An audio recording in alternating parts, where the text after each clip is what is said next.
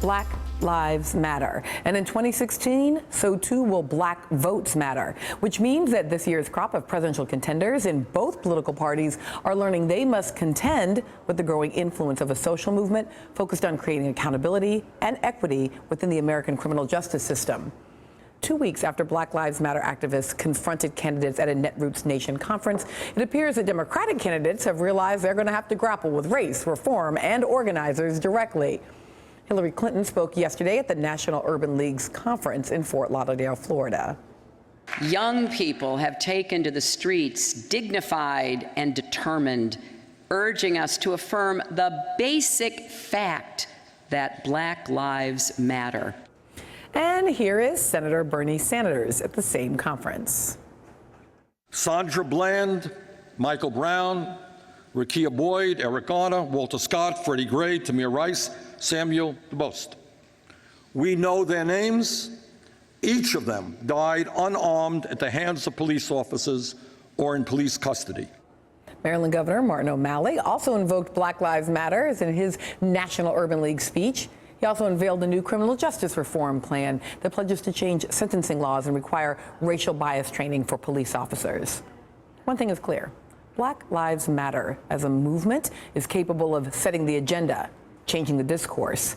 And as we move headlong into the presidential election cycle, just how will Black Lives Matter as a movement engage the challenge of electoral politics? Joining my panel now, Kristen Solstice Anderson, who is co-founder of Echelon Insights, a public opinion and data analytics firm and contributor for the Daily Beast, and Julian Zelizer, professor of history and public affairs at Princeton University. So Julian, I thought maybe you could set this in historical context for us just a tad.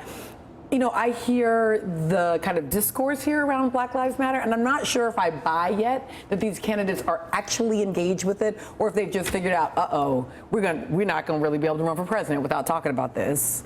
Yeah, I mean, look, shallow engagement is still worth something, meaning what the movement has done in remarkable fashion with the clips is to put this issue on the agenda, to force the conversation, and now you're seeing the candidates are starting to react. But you're right, it's just a beginning.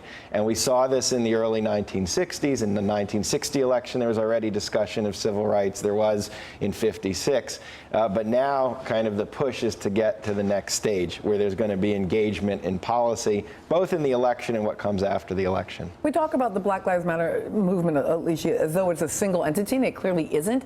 And I'm wondering the extent to which there are debates about the value and efficacy of electoral politics in general, about whether or not one should even seek to push a Bernie Sanders or a Hillary Clinton to say these names. Sure, and I think, you know, Black Lives Matter as a network is a part of a broader movement for Black lives in this country that doesn't necessarily have uniformity around the relationship that there should or could be to electoral politics.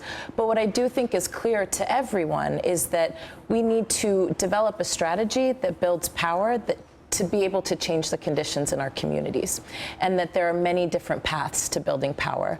But certainly we have an opportunity in front of us with the 2016 elections where it's incumbent upon us to force people who would seek our vote to actually speak to our issues rather than handing us a prepackaged list of things that they think we care about. It's important for them to engage with our communities, to know more about what we care about and what we want to see them do. So that does seem to me to be deeply important. And yet, Jamel, when I hear Hillary Clinton do the simple fact that Black Lives Matter, I feel like, oh man, every time this happens, like the stark contrast between her and President Obama just re-emerges. Right. And obviously President Obama is not on the ticket again, although he indicated while in Kenya that he could probably win again if he wanted to.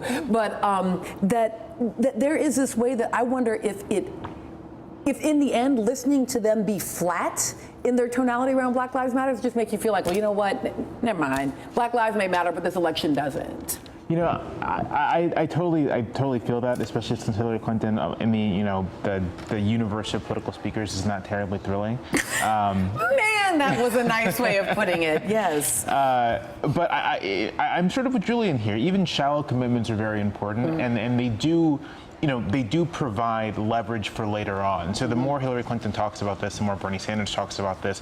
If President Hillary Clinton in 2017 is when she's building a domestic policy agenda, that those statements are a hook for activists to be able to hold her accountable. And I'll say, I do expect her to talk more about this because the numbers just kind of require both parties to actually vie for black votes. On the Democratic side, you look at President Obama's margins in 2012, Virginia, Florida, Ohio, Wisconsin, Michigan are states he does not win with that high black turnout. And for the Republicans, if they can just get back to where W was in 2004, that's the election. That's Ohio. That's Florida. Right, and not only could they get there by getting back to those percentages of black voters, they could also just have black voters not show up as much. And this is not just about Democrats being responsive. We're seeing Republicans now feeling like they need to talk about this as well.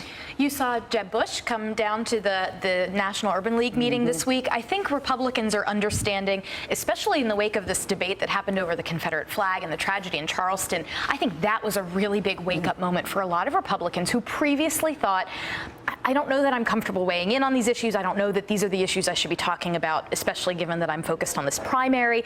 I think that was a real wake-up moment for some of them. But I think on the other hand, they look and they see, Bernie Sanders gets sort of, he has to walk off the stage. If Bernie Sanders can't get it right, what hope do we have? And I think there are a lot of Republicans now who I don't know if they even know how to begin trying to engage with the movement or what that should look like because of the fear, if Democrats can't even do it right, what hope do we have? Well, Martin O'Malley no, the answer to Black Lives Matter is not White Lives Matter. That's nope, wrong answer. Nope. So whatever you do, Democrat, Republican, that's not the right answer. Jamel, Kristen, and Julian are going to return later in the program. Thank you to our Alicia Garza, who I hope will come back again.